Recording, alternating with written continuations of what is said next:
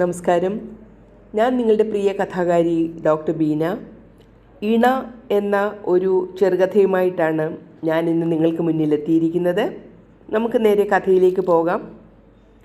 കൗമാരത്തിൽ മുട്ടിട്ട പ്രേമത്തിൽ തുടങ്ങി പിരിയാൻ പറ്റാത്ത അവസ്ഥയിലായിരുന്നു ഞങ്ങൾ. പ്രായപൂർത്തിയാകാൻ നോക്കിയിരുന്നതുപോലെ 18ാമത്തെ വയസ്സിൽ എൻ്റെ കൈ മുറുകെ പിടിച്ച് വന്നവളാണ് രാജി. അവൾ പോയപ്പോഴും എൻ്റെ കയ്യിൽ മുറുകെ പിടിച്ചിരുന്നു. ചേട്ടാ, എന്നെ മുറുകെ പിടിച്ചോണേ എന്ന് 1-2 തവണ അവൾ പതിയെ പറഞ്ഞു. പിന്നെ കണ്ണുകൾ അടച്ചുകൊണ്ട് പ്രാർത്ഥന ഉരുവിട്ടുകൊണ്ടിരുന്നു. ഇടയ്ക്ക് അമ്മേ എന്ന് പറഞ്ഞു നിർത്തിയതുപോലെ തോന്നി. പിന്നെ ചുണ്ടനങ്ങാതെ അങ്ങനെ തന്നെ നിന്നു. ഞാൻ അത്രമേൽ മുറുകെ പിടിച്ചിട്ടും മരണത്തിനും അവളെ കൂട്ടിക്കൊണ്ടു പോകാൻ വന്ന ദർശകനും ദയ തോന്നിയതേയില്ല. ഒരു കണക്കിന് നന്നായി എന്ന് ഇപ്പോൾ തോന്നുന്നു. അവൾ എല്ലും തോലും മാത്രമായി. വെള്ളമിത്തിരി ഇറക്കിയാലായി. വേദന സഹിച്ചു മടുത്തിരുന്നു. 10 വർഷത്തോളം ചികിത്സിച്ചു. കിടന്ന കിടപ്പായിരുന്നു. അടുത്തെപ്പോഴും ഒരാൾ വേണം. ഒറ്റയ്ക്ക് കിടത്താൻ പറ്റില്ല. തിരിഞ്ഞു കിടക്കാൻ പോലും സഹായത്തിന് ആൾ വേണം. അങ്ങനെ ജോലിക്ക് പോക്ക് നിന്നുവെന്ന് തന്നെ പറയാം. ലക്ഷങ്ങൾ ഒരുപാട് ചിലവാക്കി. ഒക്കെ കടമ. വീടുപണിയുടെ കടം വേറെ. എന്നാലും മകൻ ലോണെടുത്ത് വീടുപണി പൂർത്തിയാക്കി. അത് അവളുടെ ആഗ്രഹമായിരുന്നു. വീട്ടിൽ 2 ദിവസം താമസിക്കണമെന്നൊക്കെ പറയുമായിരുന്നു.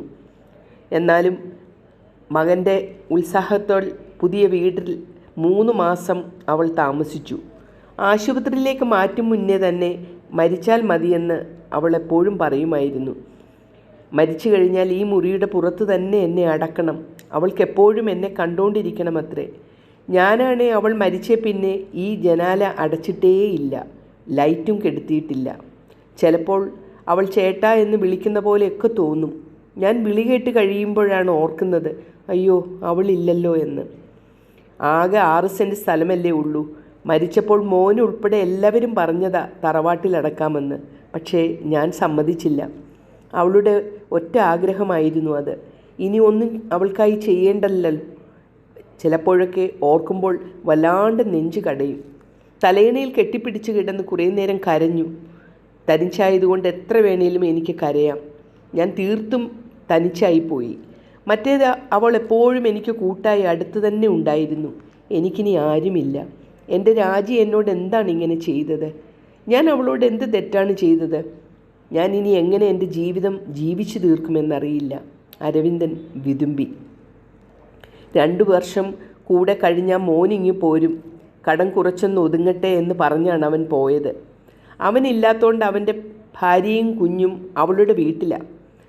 അവൾക്കവിടെ അടുത്തൊരു സ്കൂളിൽ ചെറിയ ജോലിയുണ്ട്. ശനിയാഴ്ച രാവിലെ വരും, ഞായറാഴ്ച വൈകിട്ട് അങ്ങ് തിരിച്ചും പോകും.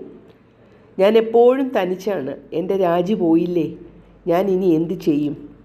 അരവിന്ദേട്ടൻ്റെ കണ്ണിൽ നിന്ന് കണ്ണുനീർ ധാരധാരയായി വീഴുന്നുണ്ടായിരുന്നു. ഞാൻ നിന്നെ എൻ്റെ കഥ പറഞ്ഞ് പിന്നെയും സങ്കടപ്പെടുത്തി. നിനക്കെന്താ വേണ്ടത്? ചായയോ കാപ്പിയോ? തലയൊന്ന് ഉയർത്താനോ ആ മുഖത്തേക്കൊന്ന് നോക്കാനോ എനിക്ക് കഴിയുന്നില്ല. ഒന്നും വേണ്ട, ഞാൻ പിന്നെ വരാമെന്ന് പറഞ്ഞ് അത് ശബ്ദം വെളിയിൽ വന്നോ എന്നും എനിക്കറിയില്ല. അരവിന്ദേട്ടൻ അത് കേട്ടോ എന്നും അറിയില്ല. ഞാൻ ശരിക്കും അവിടെ നിന്ന് ഇറങ്ങി നടക്കുകയല്ല, ഓടുകയായിരുന്നു. വീട്ടിലെത്തിയിട്ടും സത്യത്തിൽ എനിക്ക് കരയാൻ കഴിയുന്നില്ല. ചില കരച്ചിലുകൾ അങ്ങനെയാണ്. പുറത്തേക്ക് വരാതെ നെഞ്ചിനുള്ളിൽ ഒരു അഗ്നിപർവ്വതം പോലെ തിളച്ച് മറിഞ്ഞ് ഉള്ളെരിയിച്ചിങ്ങനെ കിടക്കും. മാലിനി ഒരു നെടുവീർപ്പോടെ ഓർത്തു. പാവം അരവിന്ദേട്ടൻ. രാജി ചേച്ചി ഇല്ലാതെ എങ്ങനെ ഒറ്റയ്ക്ക് ജീവിക്കും? 2 പേർക്കും എന്തൊരു സ്നേഹമായിരുന്നു. അവർക്ക് തമ്മിലുള്ള സ്നേഹം കാണുമ്പോൾ മറ്റുള്ളവർ ഒരു അത്ഭുതത്തോടെയായിരുന്നു നോക്കിക്കൊണ്ടിരുന്നത്. കിടപ്പായിട്ട് പോലും ചേച്ചിയുടെ അടുത്ത് നിന്ന് ഒരു നിമിഷം ചേട്ടൻ മാറില്ലായിരുന്നു.